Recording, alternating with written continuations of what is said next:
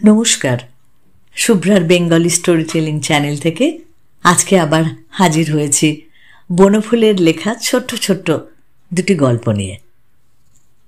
তার প্রথম গল্পটার নাম হচ্ছে যুগল স্বপ্ন। সুধীর আসছে, তার হাতে একটা ফুল শুদ্ধ রজনীগন্ধার ডাঁটা, চোখে মুখে হাসি ভরা। তার সমস্ত মন যেন পাখা মেলে উড়ে যাচ্ছে। সুধীর এসেই বলল, হাসি, আজ কিন্তু একটা ভারী সুখবর আছে। কি দেবে বলো? তা না হলে কিন্তু বলবো না। হাসি বলল, বলুন না। কি? আরে কি দেবে বলো আমাকে। কি আর দিতে পারি আমি? আচ্ছা, আপনার রুমালে একটা বেশ সুন্দর এমব্রয়ডারি করে দেবো। চমৎকার প্যাটার্ন পেয়েছি একটা। না না, ওতে আমি রাজি নই। তবে কি চাই আপনার? চকোলেট আছে, দিতে পারি। আমি কি কচি খোকা নাকি যে চকোলেটে তুষ্ট হব? হাসি হেসে ফেলল, বলল, তাহলে শুনতে চাই না, যান। এমব্রয়ডারি করা দেব বললাম নেবেন না, চকোলেট দেব বললাম নেবেন না, তাতে যখন আপনার হচ্ছেই না। সুধীর বলল, চললাম তাহলে।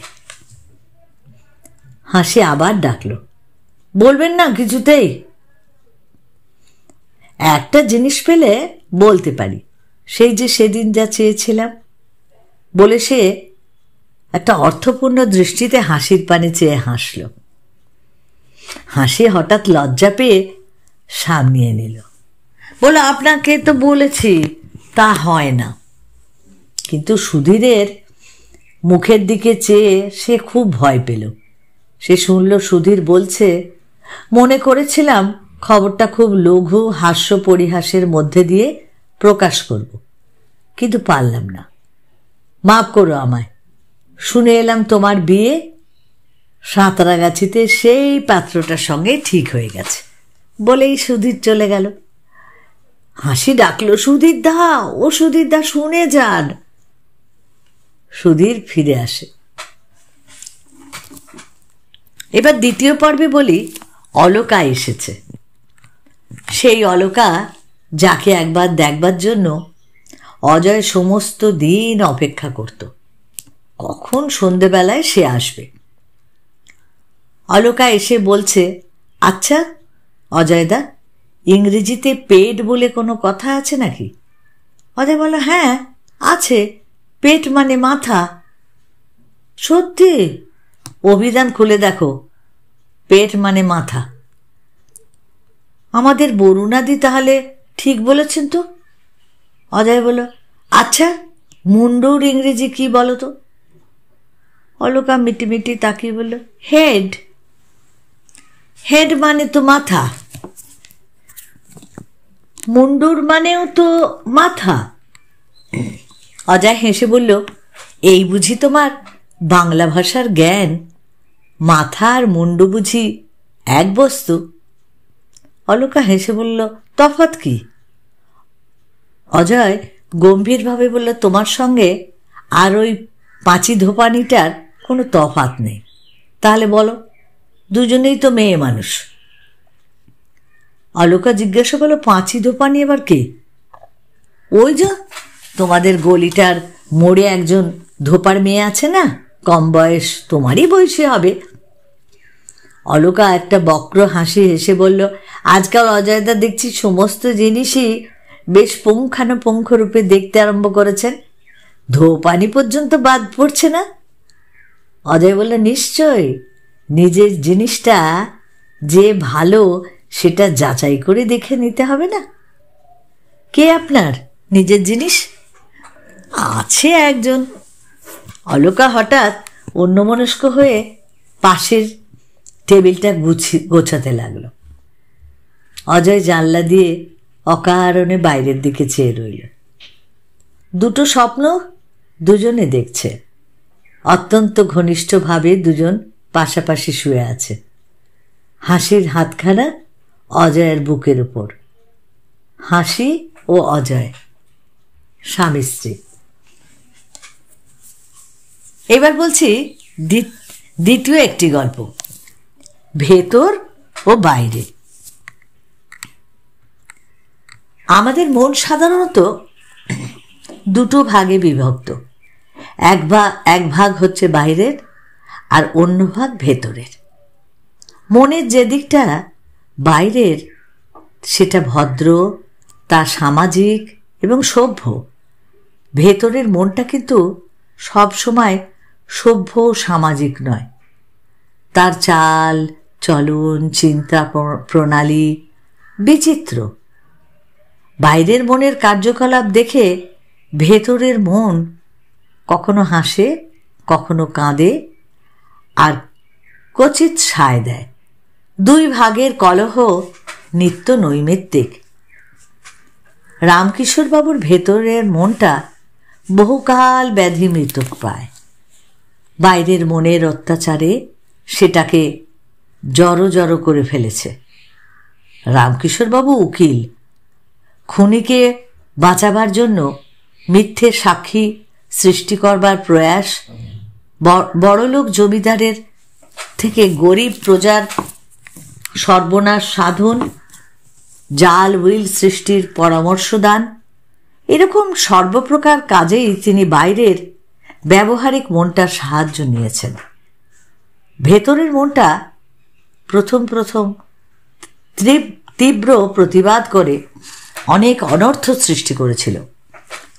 আজকাল আর সে কিছু করে না। সেদিন সকালে রামকিশোরবাবু তার কেশ বিরল মস্তকে হাত বুলাতে বোলাতে বাগানে ভ্রমণ করছিল। একজন বিধবার সম্পত্তি ঘটিত একটা মামলায় তাকে কিছুকাল যাবৎ খুব বিব্রত করছে। আজ কেসটা কোর্টে উঠবে, সেজন্য তিনি একটু যেন উদ্বিগ্ন আছেন। অন্যমনস্ক তো বটেই। এমন সময় আরেকজন পৌরগোছের ভদ্রলোক এসে নমস্কার করে বললেন যে তিনি কোনো বিষয়ে পরামর্শ নিতে চান। রামকিশোরবাবু ভদ্রলোককে চিনতেন না, সুতরাং অসংকোচে বললেন, আইন সংক্রান্ত কোনো পরামর্শ দিতে হলে আমি ফি নিয়ে থাকি, তা জানেন তো? আজ্ঞে হ্যাঁ। কত দিতে হবে আপনাকে? 32 টাকা। আচ্ছা বেশ। উভয় বৈঠকখানাতে গিয়ে বসল। আগন্তুক বলল, আমার একজন আত্মীয় আছে, তার একমাত্র ছেলের বিবাহ হয়েছে আজ প্রায় 10 বছর। সন্তানাদি আজও কিছু হয়নি, আর সম্ভাবনাও কম। ডাক্তার দেখিয়েছিলেন? হ্যাঁ, তাঁদেরও মত যে ছেলেপিলে হওয়া শক্ত। ছেলেটা বেশ স্বাস্থ্যবান তো? হ্যাঁ, ছেলের কোনো রোগ নেই। আমার কাছে কোন বিষয়ে পরামর্শ চান? বলে রামকিশোরবাবু একটা নস্যিদানির থেকে একটি নস্যি নিলেন। এ সম্বন্ধে আপনার কাছে শুধু এইটুকু জানতে আসা যে যদি বংশ লোপই পায় তাহলে শেষ পর্যন্ত সম্পত্তিটা কারা পাবে? নস্যির টিপটা নাসারন্ধে টেনে নিয়ে রামকিশোরবাবু বললেন, ছেলে যখন স্বাস্থ্যবান তখন সে আবার স্বচ্ছন্দে বিয়ে করতে পারে। হিন্দু ল অনুসারে তাতে কোনো বাধা নেই। তা তো নেই, কিন্তু আইনের বাধা না থাকলেও সবসময় কি সব জিনিস করা সম্ভব? রামকিশোরবাবু একটু হেসে বললেন, সেন্টিমেন্ট অনুসারে চললে কি আর দুনিয়ায় চলা যায় মশাই? ওইসব বাজে সেন্টিমেন্ট নিয়েই তো আমরা ডুবতে বসেছি। রামকিশোরবাবুর সেন্টিমেন্টের অপকারিতা সম্বন্ধে নাতি দীর্ঘ একটা বক্তৃতাও দিলেন। বাইরের মন তার যুক্তি আর কথা জোগাল, আর ভেতরের মনটা নির্বাক। আগন্তুক তখন বললেন, ধরুন যদি ওরা ছেলের বিয়ে আর না দেন তাহলে সম্পত্তি কারা পাবে? আইন অনুযায়ী যারা যারা উত্তরাধিকারী হতে পারে। রামকিশোরবাবু তা গড়গড় করে বলে গেলেন। পরিশেষে তাঁর সক্রিয় মতটা পুনরায় তিনি বলতে ছাড়লেন না। ছেলের আবার বিয়ে দিন মশাই। বাঁজা বউ নিয়ে সংসারের সুখ কি হয়? ছেলে পেলে না থাকলে সংসার তো শ্মশান। আমি মশাই যেটা উচিত মনে করছি তাই আপনাদের বললাম। আপনার সেন্টিমেন্টে যদি আঘাত লেগে থাকে মাফ করবেন। আগন্তুক বললেন, না না, কিছুমাত্র না। আপনি স্পষ্টবাদী লোক এবং মক্কেলের ঠিক সত্যিকারের হিতৈষী, এটা শুনেছি বলেই তো আপনার কাছে আসা। 32 টাকা ফি দিয়ে ভদ্রলোক বিদায় নিলেন। 4-5 দিন পরে একদিন একটা গাড়ি এসে রামকিশোরবাবুর বাড়ির সামনে দাঁড়ালো। গাড়ির থেকে একটা অল্প বয়সী স্ত্রীলোক নেমে ভেতরে চলে গেলেন। রামকিশোরবাবু বিপদ নেই, বাড়িতে ঠাকুর চাকরের সংসার, দ্বীপ্রহরে বিশেষ কেউ নেই, একটা ছোঁড়া চাকর মাত্র আছে। রামকিশোরবাবু কোর্টে। ছোঁড়া চাকরটা ট্রাঙ্ক বিছানা প্রভৃতি নিয়ে ভেতরে নিয়ে গেল ছোঁড়াটা। ট্রাঙ্কের ওপর নাম লেখা সরোজিনী দেবী। ব্যবহারে বোঝা গেল যে ছোঁড়া চাকরটা সরোজিনী দেবীকে চেনে না। তাছাড়া তরুণীটির ব্যবহারেও সে আশ্চর্য হয়ে গেল। সরোজিনী ভেতরে বারান্দায় গিয়ে বাক্স বিছানা রেখে চাকরটাকে একবার জিজ্ঞাসা করল, তোমার বাবু কোথায়? কাছারিতে। কখন আসবে? জানি না। তারপর তিনি বারান্দায় নিজের বাক্সটার ওপর বসে রইলেন, বিষাদের প্রতিমা। রামকিশোরবাবু কোর্ট থেকে ফিরে অবাক হয়ে গেলেন। এ কি, সরি, তুই হঠাৎ খবর না দিয়ে এলি যে? ও বাড়িতে থাকা আর পোষাবে না। কেন, ব্যাপার কি? রামকিশোরবাবু কন্যার ব্যবহারে ক্রমশই বিস্মিত হলেন। পোষাবে না মানে? ওরা ছেলের আবার বিয়ে দিচ্ছে। তুমিও তো মত দিয়েছ। আমি মত দিয়েছি মানে? ওরা একজন অচেনা লোক তোমার কাছে পাঠিয়ে তোমার ঠিক মতটা জেনে নিয়ে গেছে। অন্তত তাই তো আমি শুনলাম। তুমি নাকি বলেছ ছেলের বিয়ে দেওয়াই ভালো। রামকিশোরের নেপথ্যবাসী ভেতরের মনটা তখন বাইরের মনের টুঁটি চেপে ধরেছে। হতবাক রামকিশোর তার একমাত্র কন্যার মুখের দিকে অসহায়ভাবে চেয়ে রইলেন। সরোজিনী জিজ্ঞাসা করল, সত্যি তুমি বলেছ বাবা? তা এই সুন্দর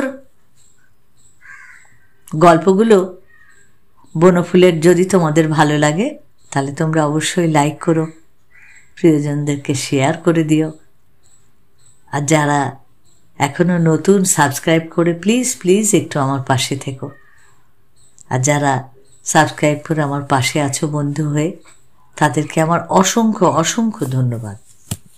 সকলে ভালো থেকো, অপেক্ষায় থেকো আমার পরবর্তী গল্পের জন্য।